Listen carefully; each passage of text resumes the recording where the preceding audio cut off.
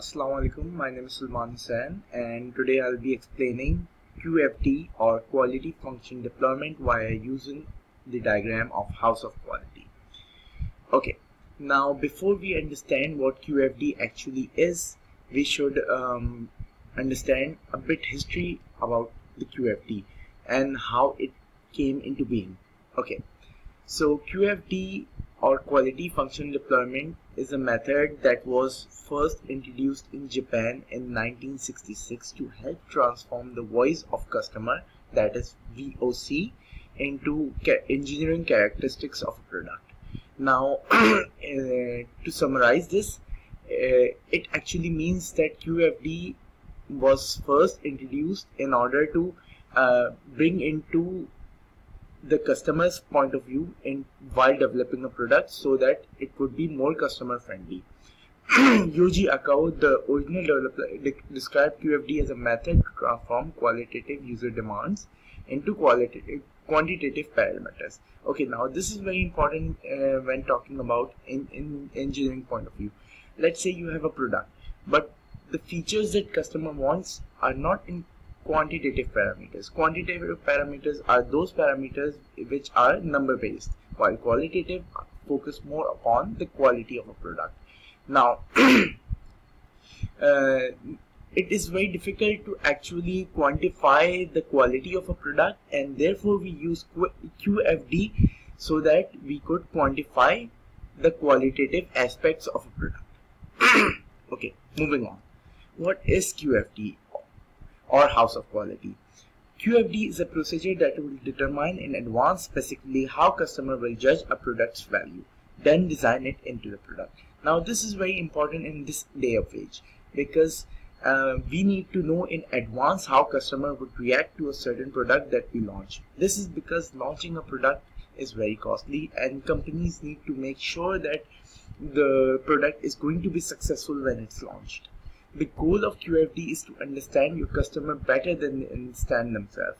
Now that's something what's somewhat similar to what Steve Jobs says. Customer don't actually know what they want, and you have to give them something that they would want. Now the goal of QFD is to understand how your customer would behave or react while seeing or using a certain product. This is because if you know in advance how customers would react, you would design your strategies and policies in a similar way. Another goal of QFD is to achieve agreement and buy in on what customers' needs are. Very often there is misunderstanding and miscommunication between marketing, engineering, management, manufacturing and quality on what customers' requirements are. One of the things the QFD is good at is breaking down those barriers. Now the company that has a vast majority of product portfolio often finds it very difficult to communicate between departments. Now QFD helps in reducing that communication barrier that company faces. How does the QFD does that? We'd focus in the upcoming slides. Okay, so what use does QFD have? Why should we use QFD? Is it really worth the time, or does it really pitch in what it promises? Now let's evaluate that. QFD is useful for obtaining cross-functional agreement and buy and sell in customer needs, like we discussed: marketing, engineering, management, manufacturing, quality. It actually provides a parameter where all the departments can communicate with each other without having communication barriers. For example, a marketing department would know prior what to expect when what to expect, and similarly the engineering department would be in coordination with the marketing department. Management department would be overseeing all of the department. So this is one of the usefulness of QFD. Second, QFD can translate customer needs into development goals and technical capabilities. There are a series of matrices and goals and charts that go through every phase of product development. Now we can actually convert the qualitative customer needs into quantitative parameters like we earlier discussed in this part of the QFD. That's why QFD is useful. We can actually trace back all of what we did, and that is very useful when developing a product. That is what the next point focuses on. Another goal is to provide documented requirements traceability. One can track back to the requirement that dictates that it should be as described by the customer. I earlier used the term of house of quality. QFD uses house of quality diagram in order to convert qualitative customer needs into quantitative terms as to process the data better. Now we go to the next slide. What is house of quality? House of quality is a diagram whose structure resembles that of a house, which aids in determining how a product is living up to customers' needs. Although it's innate trait, it is capable of storing a lot of information. And we'll see how it looks in the upcoming slide.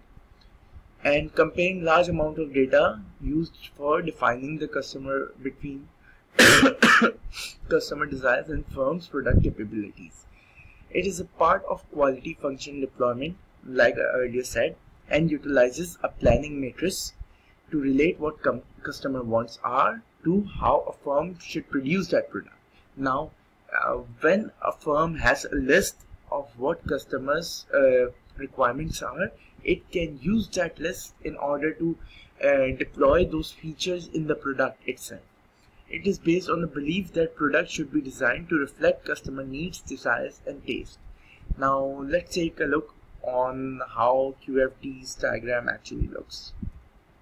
Okay, so like we earlier discussed, this is the diagram of house of quality, and it resembles a house, and that's where it gets its name from. Now, in this diagram, the left portion is the customer requirements, where, as you can see in this example, let me zoom a bit more so that you can further. Okay, so here in the left side there are the customer requirements. Now, seeing this as an example, here are the customer requirements for what customer would prefer from a product, such as cell phone. Now, cell phone specifications include 3G, video call and internet, Bluetooth, Wi-Fi, QWERTY keyboard, proximity, all the sensors and stuff. Next is this operating system, GPS navigation, all the stuff.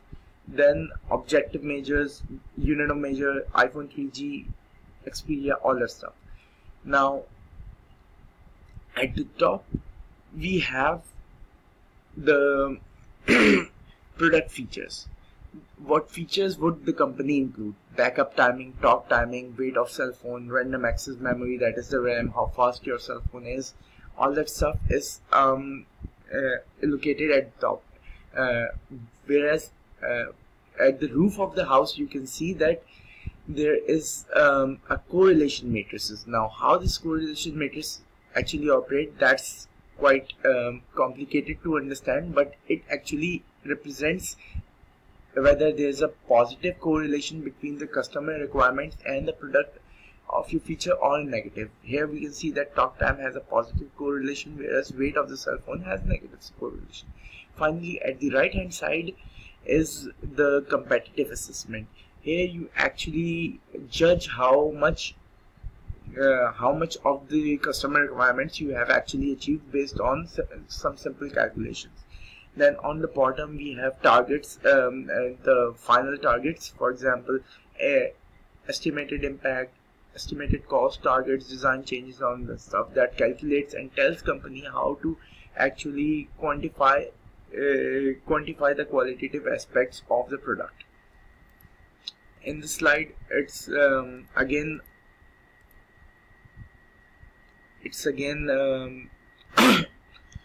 mentioned what we earlier saw. Left side has the customer needs, ceiling has the design feature and technical requirements of product, the roof has the matrix describing the relationship and design features. This can be an ordinal measurement scales, competitive session, all the calculations that occur are on the spot. Now, this is how the QFD works via deploying quality function, via deploying House of Quality.